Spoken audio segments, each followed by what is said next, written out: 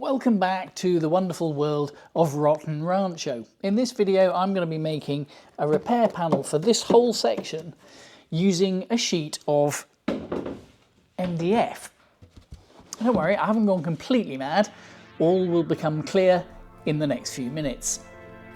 I'm starting with an even more improbable material, which is cardboard, but obviously that's only for making the template.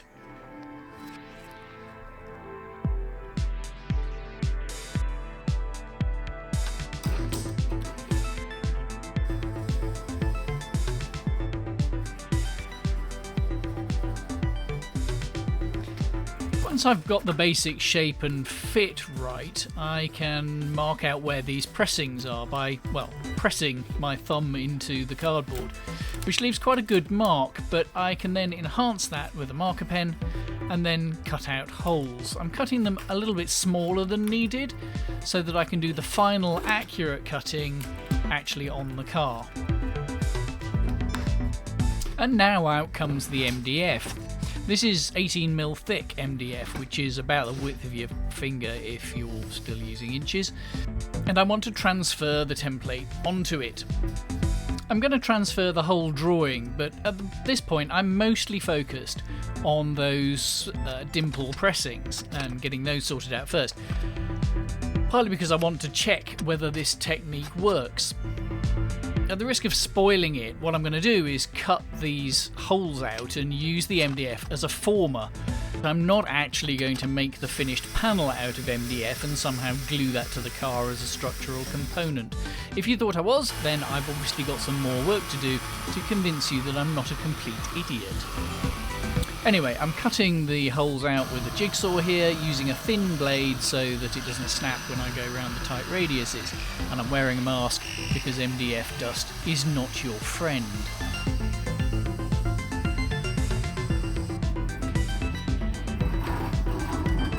There you go, you see, you do finally get to see some steel fabrication.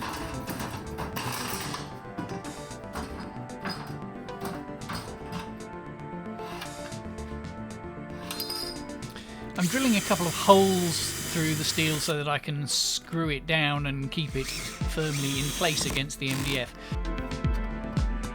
I'm going to want to hammer through from the other side, so I'm using this masonry bolster to mark out the edges of where I need to do the hammering.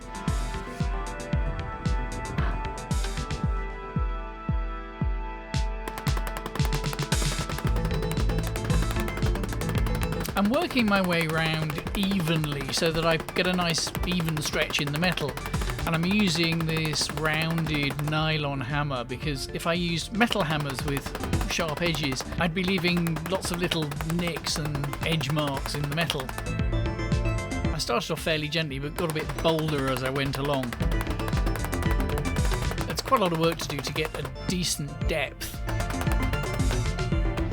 One thing to watch out for is that as you stretch the metal here, you're effectively putting a bit of a curve in the overall sheet.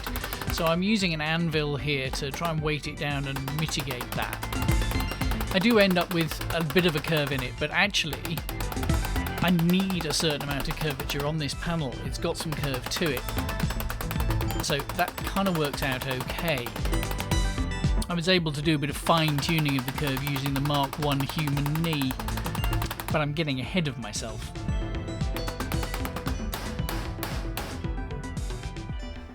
That looks okay. They're in the right place. They look more like kind of sort of lumps rather than nice even pressings. So we'll screw it back down again, back to the drawing board, do a bit more hammering, this time with the pointy end of the nylon rounded hammer. The purpose of these things is to provide rigidity rather than beauty because, well, one, they'll be covered in underseal, and two, they'll be hidden behind the front wing. But even so, for them to be effective, I want those edges to be a bit sharper, a bit better definition. There's a stray knock, put a bit of a dent in it, so I'll slap that out with the dolly behind, and a slapper. That's surprisingly easy to do. And now it's time to mark out the steel for folding over the edge. So I'll draw around my form again, allowing a decent margin for the foldy over bit, and then I'll unscrew the steel from the MDF former, cut to the edges, This was surprisingly fiddly to do, and I ended up just doing the curved bit with the Dremel. I've got some curved metal shears, but they're a bit rubbish. And then we're fitting it back on again. I'll clamp it down, having positioned things nicely with the dimples in the right place and an even margin all around the edge. And then I can turn it over and put the screws through those screw holes that I made in the sheet metal earlier. So I've turned it over, so this is the other way round now, because I want this edge to be folded over the other way. As you look at the car, the dimples come out and the folded over part goes in.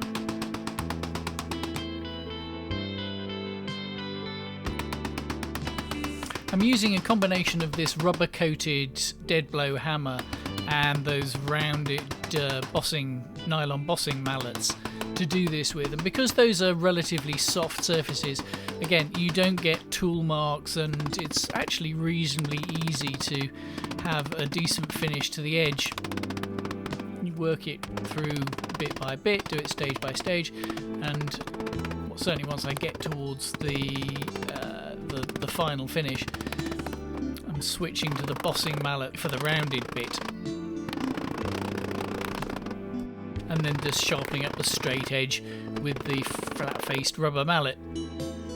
This corner is a little bit trickier. You can see that you kind of need to put a tuck in it, so I've got the metal hammer out to just kind of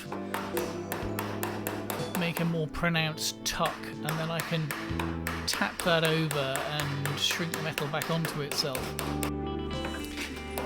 And then I gave it a final finish with this planishing hammer. Did it really need this? Was this any better than the rubber face mallet? Not sure, not convinced. In fact, I didn't bother along the other edge because I think it was as good as it needed to be. But I was just in the zone with hammering by this time, and so I felt like it, and so I did it. Those dimples are looking a lot better defined now, so I think that'll do. Now that I've made this, it needs something to fix onto, and that means I've got to do this bit and down here. So that's the next job. This top part, I'm going to do all of this. What I'm not going to do is go any distance around the corner here.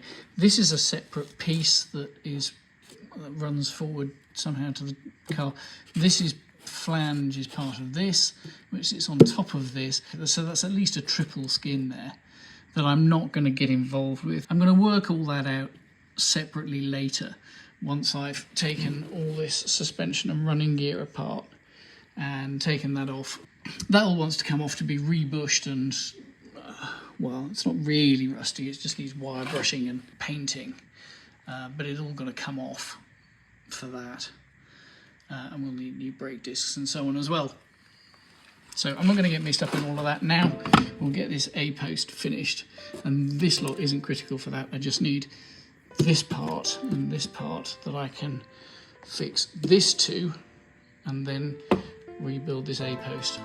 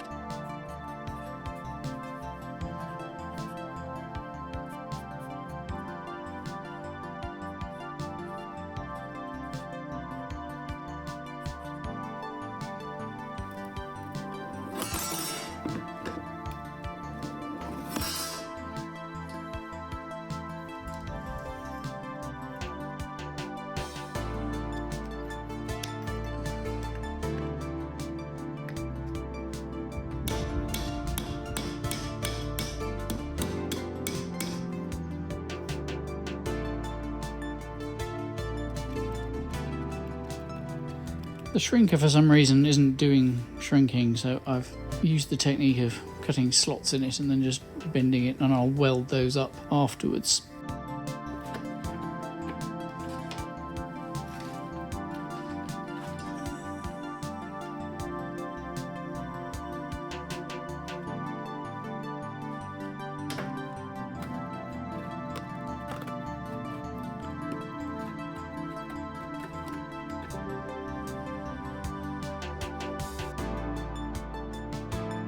there's a couple of dimples here. If I go inside, you can see that's where this is mounted, the back of this mount. This is the bracket for the parcel shelf. I don't want to have to remake or relocate this parcel shelf bracket, but fortunately the metal that it's spot welded to is pretty sound still, so I can just make an adjustment to the shape that I'm refabricating and leave a little notch to work around that so that I don't have to disturb it.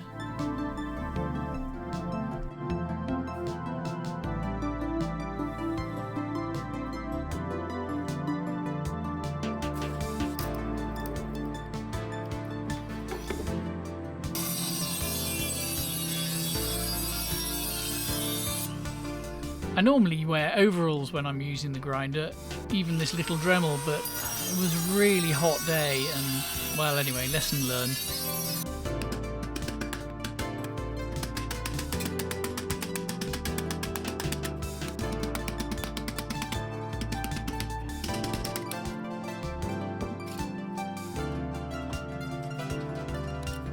It's becoming a bit of a thing, this hammering over of edges.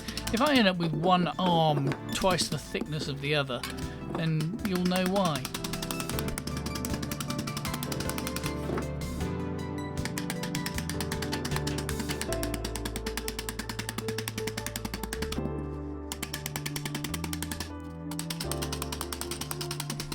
It's not super neat on that pointy end, but that's going to get cut off anyway, I think, so we'll try it on the car. And yeah, you can see that that pointy bit is going to get cut off. And marry it up with the piece that goes below it, and that looks like a pretty reasonable fit. These two will get plug welded together. I've ground away some of the underseal with a knot wheel on a drill, and you can see that the edges, there really isn't very much left. The edge is really just held on with underseal from inside the car with seam sealer. There's really not much left there, but there is some clean metal underneath that I can weld to. And so with that clamped in place, those two pieces, I can see that that should just about do and replicates the curve of that panel quite neatly. I've done a little bit more work off camera just to put this profile into it as well. Did it in exactly the same way.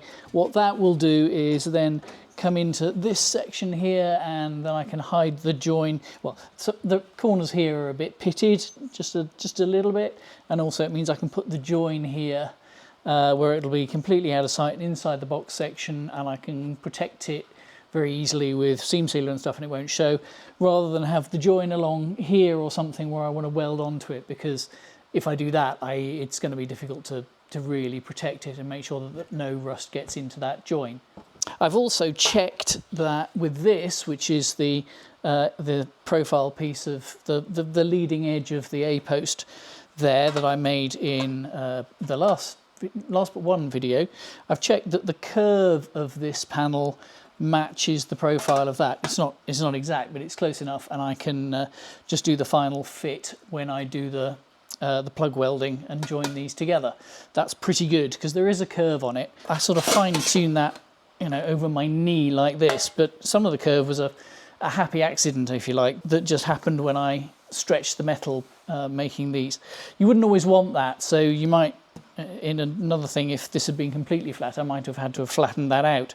But in this case, that's pretty much spot on. The next thing to do will be to start cutting metal out and weld these bits on. I may find some more unpleasantness in the end of the sill behind that I need to fix before I can put everything fully back together, but we'll jump off that bridge when we come to it. If you're watching this in the future, then there's every chance I will have made another video which takes this story onwards and shows you the next part. There'll be a link to that up there. Until then, that video will be from the past and show an earlier part of this journey that you might have missed. Either way, watch this one next.